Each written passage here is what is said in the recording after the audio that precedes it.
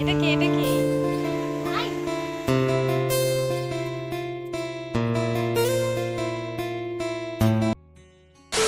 Hello guys, কেমন আছো তোমরা সবাই? আশা করি সবাই খুব ভালো আছো আর আমরাও খুব ভালো আছি। দেখেছো, ঘুম থেকে উঠে আমার সোনা বাবা আমাকে কত আদর করছে। তো চলো আজকের পুরো ভিডিওটা তোমাদের সঙ্গে শেয়ার করা যাক।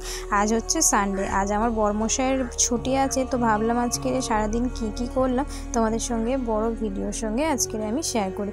তো ভিডিওটা তোমরা কন্টিনিউ পুরো দেখতে থাকো।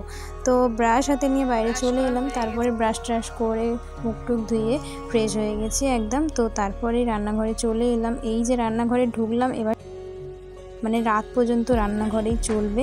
তো এদিকে আমি টিফিনে আজকে করব গোলা রুটি আর সাথে চা। গোলা রুটির সঙ্গে তরকারিটা আমাদের খুব একটা ভালো লাগে না, গোলা রুটির সঙ্গে চাটাই খেতে ভালো লাগে।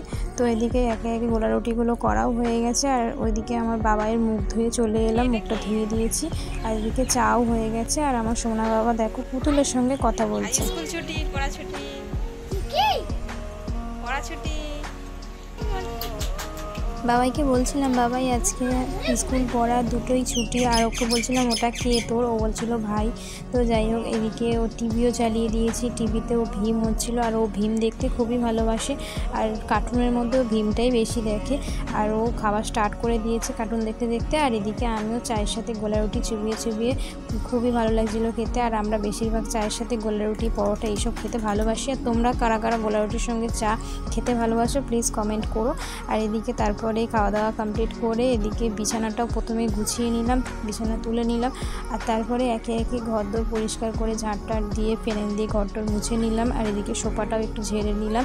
তো তারপরে বাইরে এসে দেখলাম এদিকে বৃষ্টি হচ্ছিল,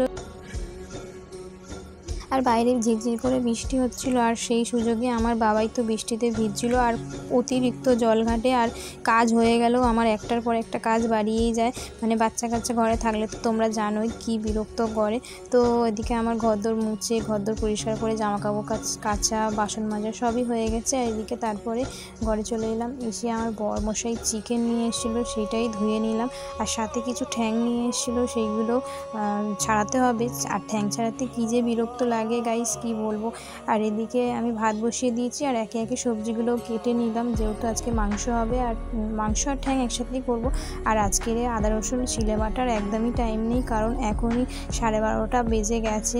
আর যেহেতু আমার বাবাইকে চান করাতে হবে, তাই একে একে ভাত বসিয়ে দিয়েছি, আর মাংসর আলুটাও ভেজে নিয়েছি। আর তারপরে ভাত এদিকে আমার হয়ে গেছে, ভাতের ফ্যান ঝেড়ে নিলাম।